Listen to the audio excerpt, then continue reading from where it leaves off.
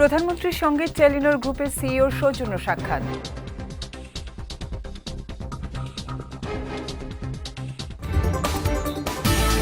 আগামী বাজেটে ব্যবসায়ীদের ওপর নতুন কোনো খরচ চাপবে না জানালেন বাণিজ্যমন্ত্রী।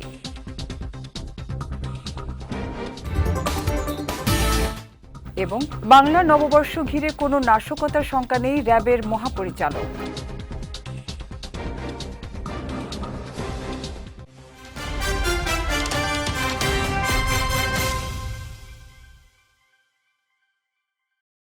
আসসালামু আলাইকুম। পুষ্টিচা নিবেদিত বিজয় রাতের সংবাদে আমন্ত্রণ জানাচ্ছি আমি উম্মে কুলসুম। শুনছিলেন শিরোনাম, এবারে বিস্তারিত। প্রধানমন্ত্রী তারেক রহমানের সঙ্গে সৌজন্য সাক্ষাৎ করেছেন টেলিনর গ্রুপের প্রেসিডেন্ট ও প্রধান নির্বাহী কর্মকর্তা বেনেডিক্ট শিলব্রেড ফাসমার। সকালে বাংলাদেশ সচিবালয়ের মন্ত্রিপরিষদ বিভাগে প্রধানমন্ত্রীর দপ্তরে এই সাক্ষাৎ অনুষ্ঠিত হয়। সাক্ষাৎকালে টেলিনর গ্রুপের শীর্ষ কর্মকর্তা বাংলাদেশের টেলিযোগাযোগ খাতের উন্নয়ন এবং ডিজিটাল অবকাঠামো নির্মাণে তাদের সংস্থার আগ্রহ ও চলমান কার্যক্রম নিয়ে আলোচনা করেন। এ সময় টেলিনরের পক্ষ থেকে বাংলাদেশে তাদের বিনিয়োগ ও ভবিষ্যৎ পরিকল্পনা সংক্রান্ত বিভিন্ন বিষয় প্রধানমন্ত্রীর সামনে তুলে ধরা হয়। বৈঠকে সংশ্লিষ্ট মন্ত্রণালয়ের ঊর্ধ্বতন কর্মকর্তা এবং টেলিনর গ্রুপের প্রতিনিধি দলের সদস্যরা উপস্থিত ছিলেন।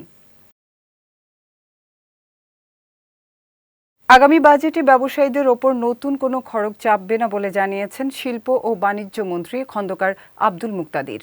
যুদ্ধের কারণে জ্বালানি ও সারের দাম অস্বাভাবিকভাবে বেড়ে যাওয়ায় সরকারের অগ্রাধিকার ভিত্তিতে খরচ করার সক্ষমতা চ্যালেঞ্জের মুখে পড়েছে বলেও জানান তিনি। সকালে রাজধানীর একটি হোটেলে Dhaka chamber of commerce and industry আয়োজিত প্রাক বাজেট আলোচনায় এসব কথা বলেন বাণিজ্যমন্ত্রী। এ সময় জ্বালানি তেল নিয়েও কথা বলেন তিনি। বলেন, এলএনজি অপরিশোধিত তেল চড়া দামে কেনার জন্য দাম সমন্বয় করা কঠিন হয়ে যাচ্ছে। ডিরেগুলেট করতে চাই, প্রসেসগুলিকে সিম্পলিফাই করতে চাই।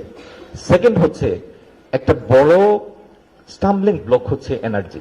একটা হলো লোকাল এক্সট্রাকশন প্রসেসটাকে নতুন করে কূপ পাওয়া এবং পুরানো কূপগুলিকে ওভারওয়ার্ক করা, এটাতেও আমরা এমফাসাইজ করছি। আর ল্যান্ড বেসড এন্ড অফশোর দুই ধরনের এফএসআরইউতেই আমরা যাচ্ছি। বর্তমান প্রেক্ষাপটে তথ্যের অবাধ প্রবাহ নিশ্চিত করার পাশাপাশি অপতথ্য ও ভুল তথ্যের হাত থেকে মানুষকে সুরক্ষা দেয়া এখন অন্যতম নাগরিক অধিকারে পরিণত হয়েছে বলে মন্তব্য করেছেন তথ্য ও সম্প্রচার মন্ত্রী জহির উদ্দিন স্বপন। আজ বাংলাদেশ চীন মৈত্রী সম্মেলন কেন্দ্রে ব্রডব্যান্ড এক্সপো 2026-এর উদ্বোধনী অনুষ্ঠানে প্রধান অতিথির বক্তব্যে তিনি এ মন্তব্য করেন। বলেন, ডিজিটাল ইকোসিস্টেমের পূর্ণাঙ্গ সুফল নিশ্চিত করতে একটি জনবান্ধব নীতি কাঠামো ও অবকাঠামোগত সংস্কার জরুরি। কিছুদিন আগেও গণমাধ্যম বলতে যা বোঝা যেত, এখনকার গণমাধ্যমের সংজ্ঞার সঙ্গে তার বিরাট গুণগত পার্থক্য তৈরি হয়েছে বলে জানান তথ্যমন্ত্রী। এ সময় অপতথ্যের ছড়াছড়ি নিয়ে তিনি বলেন, এখন অপতথ্য বা মিস ইনফরমেশন ও ডিসইনফরমেশন থেকে সুরক্ষা পাওয়া মানুষের অধিকার। যদি এর সুরক্ষায় মনোযোগ না দিয়ে কেবল অবাধ তথ্য প্রবাহ নিয়ে কাজ করি, তবে সমাজ, রাজনীতি ও অর্থনীতিতে বড় ধরনের সংকট তৈরি হতে পারে বলে শঙ্কা প্রকাশ করেন মন্ত্রী। ভুল তথ্যের হাত থেকে মানুষকে রক্ষা করা বা রক্ষা দেওয়াটাও কিন্তু একটা অধিকার। অর্থাৎ এখন যখন মানুষ তথ্যের অধিকারের কথা বলে, সে কিন্তু অপতথ্যের হাত থেকে সুরক্ষার অধিকারটাও কিন্তু চায়। ফলে এরকম পরিস্থিতিতে যখনই তাকে আমি মিস ইনফরমেশন থেকে ডিসইনফরমেশন থেকে সুরক্ষা দিতে পারবো না, অথবা এই বিষয়ে মনোযোগ না দিয়ে শুধুমাত্র অবাধ তথ্য প্রবাহের ক্ষেত্রে যদি মনোযোগটা দিই, তাহলে কিন্তু দেখা যাবে যে অপতথ্যের এবং বিকৃত তথ্যের কারণে সমাজ, রাজনীতি, কাঠামো, অর্থনীতি সবকিছুতে একটা ভয়াবহ সমস্যা তৈরি হয়ে যেতে পারে। পহেলা বৈশাখের অনুষ্ঠান ঘিরে কোনো ধরনের নাশকতার শঙ্কা নেই বলে জানিয়েছেন র্যাবের মহাপরিচালক মোহাম্মদ আহসান হাবিব পলাশ। সকালে রাজধানীর রমনার বটমূলে ছায়ানটের তৈরি মঞ্চ পরিদর্শন শেষে তিনি একথা জানান। সহকর্মী শায়ন সাব্বিরের রিপোর্ট, ক্যামেরায় ছিলেন সোহানুর রহমান সোহান। বাংলা নববর্ষ উদযাপনে কঠোর নিরাপত্তা ব্যবস্থা জোরদার করেছে র্যাপিড অ্যাকশন ব্যাটালিয়ন র্যাব। নিরাপত্তা নিশ্চিত করতে দেশব্যাপী র্যাবের 15টি ব্যাটালিয়ন নিযুক্ত থাকবে। পাশাপাশি নববর্ষের অনুষ্ঠান শেষ না হওয়া পর্যন্ত নিরাপত্তা জোরদার করতে সারা দেশে র্যাবের সব ব্যাটালিয়ন নিজ নিজ দায়িত্বপূর্ণ এলাকায় দায়িত্ব পালন করবে। এরই ধারাবাহিকতায় সোমবার সকালে রাজধানীর রমনার বটমূলে র্যাবের নিরাপত্তা ব্যবস্থা পরিদর্শনে আসেন র্যাবের মহাপরিচালক মোহাম্মদ আহসান হাবিব পলাশ। পরিদর্শন শেষে সংবাদ সম্মেলনেও যোগ দেন তিনি। শুভেচ্ছা এবং অভিনন্দন জানাচ্ছি। এ সময় র্যাবের কমান্ডো বাহিনী প্রস্তুত আছে এবং যে কোনো নাশকতার চেষ্টা নস্যাৎ করা হবে উল্লেখ করে গুজব রোধে সাইবার টিম কাজ করছে বলে জানান তিনি। যে কোনো ধরনের নাশকতা এবং হামলার মোকাবেলায় র্যাব স্পেশাল কমান্ডো ফোর্স প্রস্তুত রাখা হয়েছে। ব্যাটালিয়নসমূহ নিজ নিজ কন্ট্রোল রুমের মাধ্যমে স্থানীয় জনপ্রতিনিধি এবং আইনশৃঙ্খলা বাহিনীর সাথে সমন্বয় করে দায়িত্ব পালন করছে।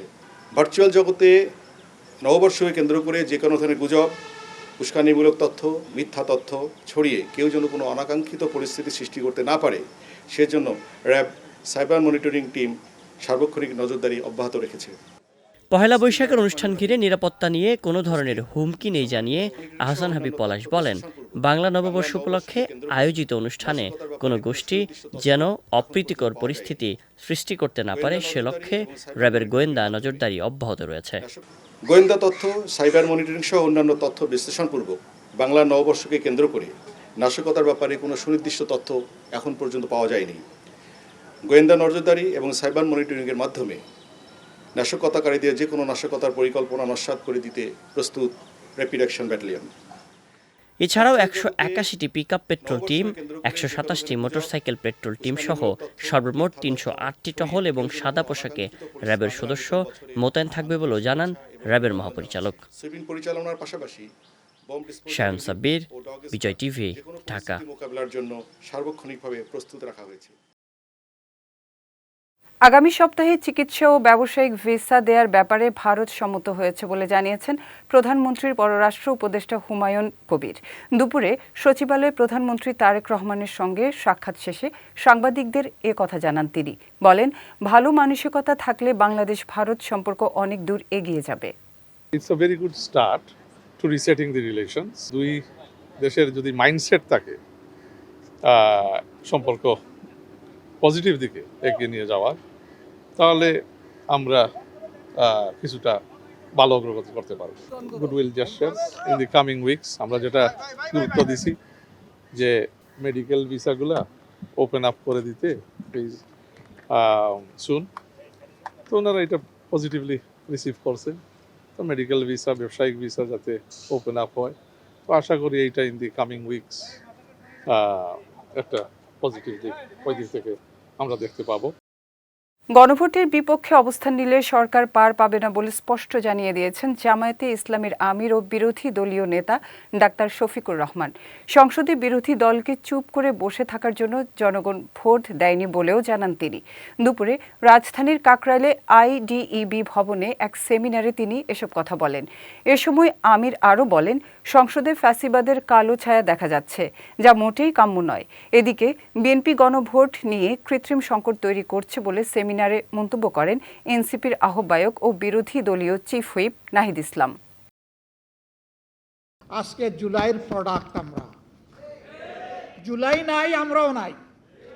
জুলাই আছে, আমরা আছি। জুলাই আছে, সরকার আছে। জুলাই আছে, বিরোধী দল আছে। জুলাই নাই, কিছুই নাই। এই জুলাইয়ের বিপক্ষে অবস্থান নিয়ে সরকার পার পাবে না ইনশাআল্লাহ। গণভোটের গণরায়ের মাধ্যমে জুলাইয়ের আকাঙ্ক্ষা ইনশাআল্লাহ বাস্তবায়ন হবে। এর জন্য আবার জীবন দিতে হয় দিব। এবার পুষ্টি চিনি গুঁড়া চাল নিবেদিত জেলা সংবাদ।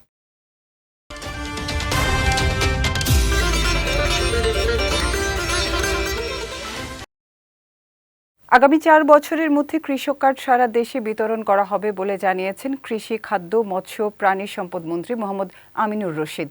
দুপুরে টাঙ্গাইলের শহীদ মারুফ স্টেডিয়ামে পহেলা বৈশাখে প্রধানমন্ত্রীর আগমন ও কৃষক কার্ডের উদ্বোধন উপলক্ষে সভাস্থল পরিদর্শনকালে তিনি একথা জানান। বলেন, প্রথমে টাঙ্গাইল সহ দেশের 11টি পয়েন্টে প্রি পাইলটিং কার্যক্রম শুরু হবে। পরে পাইলটিং ও পর্যায়ক্রমে সারা দেশে বিস্তৃত করা হবে। পরিদর্শনকালে উপস্থিত ছিলেন ক্রীড়ামন্ত্রী আমিনুল হক, মৎস্য ও প্রাণী সম্পদ প্রতিমন্ত্রী সুলতান সালাউদ্দিন টুকু সহ বিভিন্ন দপ্তরের কর্মকর্তারা। এদিকে আগামীকাল সকাল 10টায় প্রধানমন্ত্রী তারেক রহমান টাঙ্গাইলের মাওলানা আব্দুল হামিদ খান ভাসানী মাজারে কবর জিয়ারত করবেন।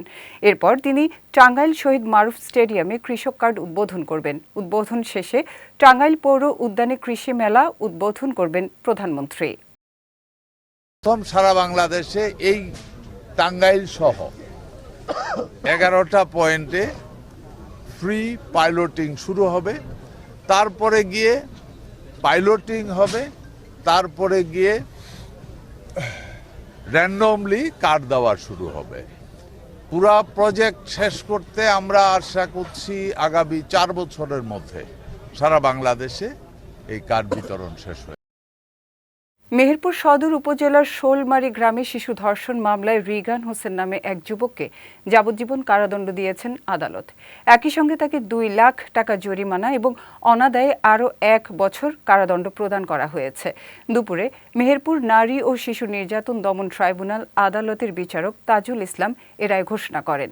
মামলার বিবরণে জানা যায় 2023 সালের 15 মার্চ সকালে শোলমারী গ্রামের 3য় শ্রেণীর ছাত্রী ভিকটিম তেরঘরিয়া গ্রামে তার নানা বাড়ি বেড়াতে এসে একটি দোকানের পাশে খেলা করছিল। এ সময় রিগান তাকে চকলেট দেয়ার প্রলোভন দেখিয়ে একটি ঘরে নিয়ে ধর্ষণ করে। এ ঘটনায় ভিকটিমের চাচা বাদী হয়ে মেহেরপুর সদর থানায় মামলা দায়ের করেন। পুরনো বছরের সব গ্লানি আর ক্লান্তিকে পেছনে ফেলে নতুন বছরকে বরণ করতে রংপুরে শুরু হয়েছে বর্ণিল আয়োজন। এরই ধারাবাহিকতায় সকাল থেকে জেলা প্রশাসন ও শিল্পকলা একাডেমির যৌথ উদ্যোগে নগরীর টাউন হল চত্বরে জমে উঠেছে উৎসবের আমেজ। শিশু শিক্ষার্থী ও কিশোর শিল্পীরা মাটির ক্যানভাসের রং তুলির ছোঁয়ায় ফুটিয়ে তুলেছে বর্ণিল আলপনা। বাংলার ঐতিহ্য আর সংস্কৃতির নানা প্রতীক স্থান পেয়েছে এসব শিল্পকর্মে। এদিকে পয়লা বৈশাখ উপলক্ষে থাকছে র্যালি, গান, নাচ, নাটক, খেলাধুলা এবং পান্তা ইলিশ সহ ঐতিহ্যবাহী নানা খাবারের আয়োজন। দিনব্যাপী এসব কর্মসূচির মধ্য দিয়ে রংপুরের সর্বস্তরের মানুষ আনন্দ উচ্ছ্বাসে বরণ করে নেবে বাংলা নববর্ষকে। উৎসাহ উদ্দীপনার মাধ্যমে আমাদের এই বর্ষবরণটি আয়োজন করে থাকে। এইবারও প্রতিবারের ন্যায় জেলা প্রশাসন রংপুর 1433 বাংলা নববর্ষকে উদযাপনের জন্য অনেক ধরনের কর্মসূচি গ্রহণ করেছে। বিশেষ করে আমাদের সকালবেলা থেকে শুরু করে সন্ধ্যা পর্যন্ত আমাদের বর্ষবরণের মাধ্যমে এরপরে আছে আমাদের বৈশাখী শোভাযাত্রা, যে শোভাযাত্রাটিতে আমাদের রংপুরের সকল স্তরের মানুষ অংশগ্রহণ করে। শোভাযাত্রার পরে আমাদের একটি লোকজ মেলার একটি আয়োজন রয়েছে। তারপরে আমাদের দিনব্যাপী কালচারাল অনুষ্ঠানের আয়োজন রয়েছে। পহেলা বৈশাখ ও পবিত্র ঈদুল আজহা উপলক্ষে ভোজ্য জ্বালানি তেলের অবৈধ মজুদ এবং পাচার প্রতিরোধে বিশেষ কর্মসূচি গ্রহণ করেছে বিজিবি। এরই ধারাবাহিকতায় সীমান্ত এলাকায় আইনশৃঙ্খলা পরিস্থিতি স্বাভাবিক রাখতে নজরদারি ও টহল কার্যক্রম আরও জোরদার করা হয়েছে। এ বিষয়ে কুষ্টিয়ার 47 বিজিবির অধিনায়ক লেফটেন্যান্ট কর্নেল রাশেদ কামাল রনি জানান, দায়িত্বপূর্ণ এলাকার 15টি তেল পাম্পে কঠোর পর্যবেক্ষণ, বিশেষ চেকপোস্ট স্থাপন এবং গোয়েন্দা নজরদারি বাড়ানো হয়েছে। এদিকে গতরাতে অবৈধভাবে মজুদ করা 1200 লিটার জ্বালানি তেল জব্দ এবং ভ্রাম্যমাণ আদালতের মাধ্যমে ভেড়ামারার বাহিরচরের সাইফুল স্টোরকে 10,000 টাকা জরিমানা করেন মিরপুর উপজেলা সহকারী কমিশনার ঈশিতা আক্তার। পরে জব্দকৃত 1200 লিটার তেল নৌকা ও ট্রলার চালকদের মাঝে বিনামূল্যে বিতরণ করা হয়। যাচ্ছি পুষ্টি ড্রিঙ্কিং ওয়াটার নিবেদিত খেলার সংবাদে।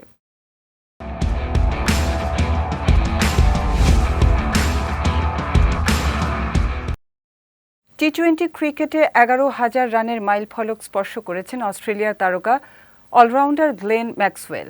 পিএসএলের এবারের আসরে ইসলামাবাদ ইউনাইটেডের বিপক্ষে ম্যাচে মাত্র 9 বলে 21 রান করে অপরাজিত থাকেন হায়দরাবাদ কিংসম্যানের জার্সিতে খেলা এ অজি অলরাউন্ডার। সেই ইনিংসেই ছুঁয়ে ফেলেন 11,000 রানের ক্লাব।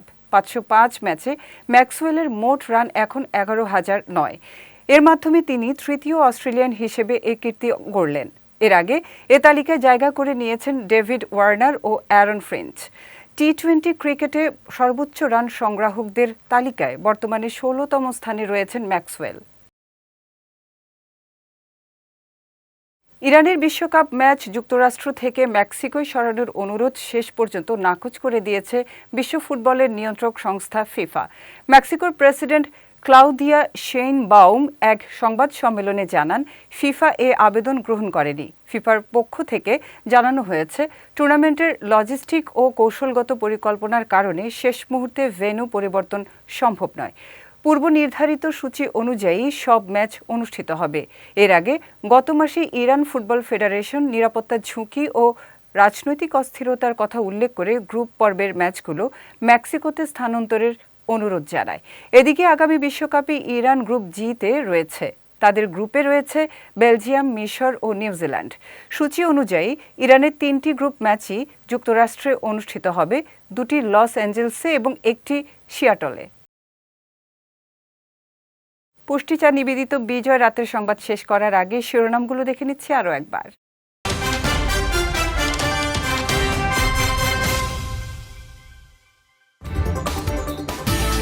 প্রধানমন্ত্রীর সঙ্গে টেলিনর গ্রুপের সিইওর সৌজন্য সাক্ষাৎ।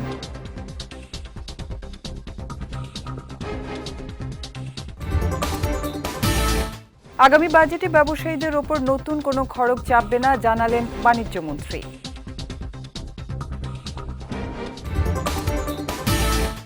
এবং বাংলা নববর্ষ ঘিরে কোনো নাশকতার শঙ্কা নেই, র্যাবের মহাপরিচালক।